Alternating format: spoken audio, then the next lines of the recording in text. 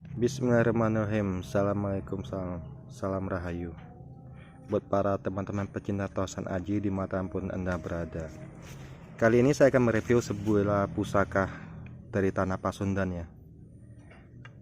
Tepatnya warisan dari atau peninggalan dari kerajaan Pajajaran zaman dulu. Pusaka biasa dengan pamor yang sangat langka. Dulu pusaka ini saya dapatnya itu kondisi bilanya itu sangat kotor, sangat memprihatinkan ya. Setelah dibersihkan, wah ternyata pamornya super, pamor junjung derajat. Pusaka ini dulu dapatnya cuma bila, itu pun dipakai dengan kain mori, dibungkus kain mori ya, jadi nggak ada warangka. Ini warangkanya sudah kita bikin dengan ukiran 3 dimensi. Di sini ada ukiran burung dan sebelah lagi ukiran naga. Dengan kayu jati tua ini sangat pas ya untuk pusaka ini. Kita lihat pusakanya. Bismillahirrahmanirrahim. Luar biasa sekali. Kujang. Nah, kita ambil fokusnya dulu. Susah dapat fokus ya. Bismillahirrahmanirrahim. Kita ambil fokusnya dulu. Jelas. Wah, sangat susah untuk dapat fokusnya. Jarak jauh saja ya. Untuk ukuran pusaka ini, pada bagian bilanya ini 9,5 cm. Sedangkan untuk peksinya itu 7 cm. Ini 9,5, ini 7. Jadi totalnya itu 17 cm. Karena ada metuk ya, pusaka ini ada metuk soalnya. Wah, nggak bisa fokus ya. Tumben-tumbenan. Wah, susah benar fokusnya. Dari sini kita bisa lihat seratnya. Ini ada serat junjung derajat ya. Kondisi geripisan, dulu waktu dapatnya itu memang nggak terawat sama sekali, sayang bener. Setelah kita cuci bersih, kita warangi, nggak disangka ternyata nih pamornya tuh pamor yang memang pamor langka yang sering dicari para pejabat, para pemburu pangkat ya.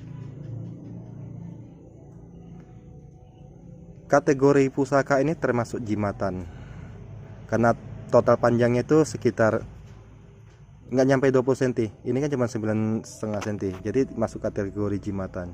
Jadi zaman dahulu kala pusaka ini memang dipakai untuk diambil tua gaibnya atau daya gaibnya, itu yang dipakai, yang disimpan. Jadi pusaka ini tidak pernah dipakai untuk berperang seperti kujang yang ukuran besar pada umumnya. Jadi hanya dimanfaatkan untuk tua gaibnya saja, jadi sebagai piandal. Hanya sebagai piandal ya. Filosofi kujang sendiri, itu kujang itu merefleksikan ketajaman dan daya kritis dalam kehidupan. Kujang juga sebagai perambang kekuatan, keberanian untuk melindungi hak dan kebenaran. Nah, itu menurut para pecinta Tosan Aji dari tanah Pasundan. Konon katanya, kujang itu berasal dari kata kudi hiang. Jadi dua kata, kudi dan hiang. Jadi kudi dan hiang itu asal dari kata kujang. Untuk kata kudi sendiri seperti kita tahu, kan kita sering menemukan kudi-kudi zaman kabudan itu. Kudi itu sendiri dalam bahasa Sunda kuno itu artinya senjata yang memiliki daya gaib sakti untuk jimat, piandal, pegangan, atau untuk tolak bala, misalnya menghalau musuh, menghindari bahaya, penyakit, melindungi keluarga, rumah, tempat usaha, dan lain-lainnya. Intinya untuk pusaka itu senjata yang memiliki daya gaib yang dari empu ya, hasil doa-doa dari empu. Sedangkan untuk kata hiang itu artinya Tuhan atau dewa yang tinggi. Jadi kujang itu, sedangkan untuk kujang itu sendiri berartinya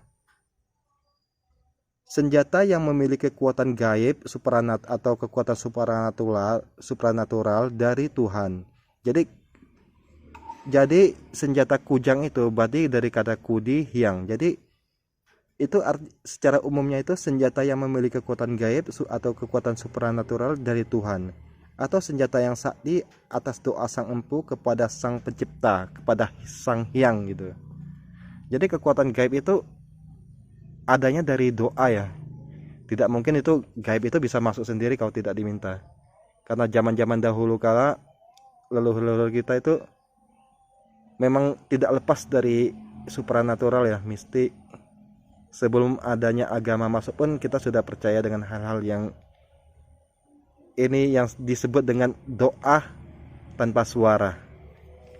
Pusaka-pusaka ini sebenarnya doa tanpa suara. Ini doa yang dititipkan oleh para sang empu ya, para empu untuk pemilik pusaka ini nanti.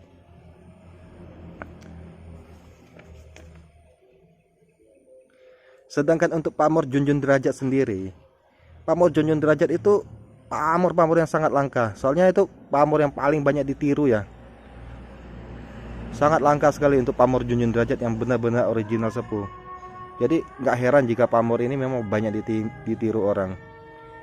Pamor ini termasuk pamor langka yang paling banyak dicari oleh para pecinta Tosan Anji ataupun para pemburu pangkat. Ketika misalnya Anda lihat pada saat pemilihan kades, pemilihan pokok intinya yang berhubungan dengan politik ya, biasa pusaka pamor junjun derajat itu memang paling banyak dicari. Untuk pusaka pamor junjun derajat sendiri itu dipercaya memiliki tua, meningkatkan derajat, harkat, wibawa, pangkat, martabat, status sosial, meningkatkan rezeki atau kekayaan, meningkatkan motivasi, keberuntungan, dan untuk piandal atau untuk mencari jabatan. Seperti nama pamornya sendiri ya, junjun derajat, ada untuk menjunjung derajat atau meningkatkan derajat kita sebagai pemilik pusaka. Junjung derajat, menjunjung tinggi ya, menjunjung tinggi derajat kita sampai ke tingkat paling tinggi. Jadi kalau derajat kita tinggi itu udah pasti wibawa besar, rezeki pun gampang didapat. Nah, seperti itu ya. Jadi sekilas review saya atau pembahasan saya untuk tua filosofi daripada kujang itu sendiri.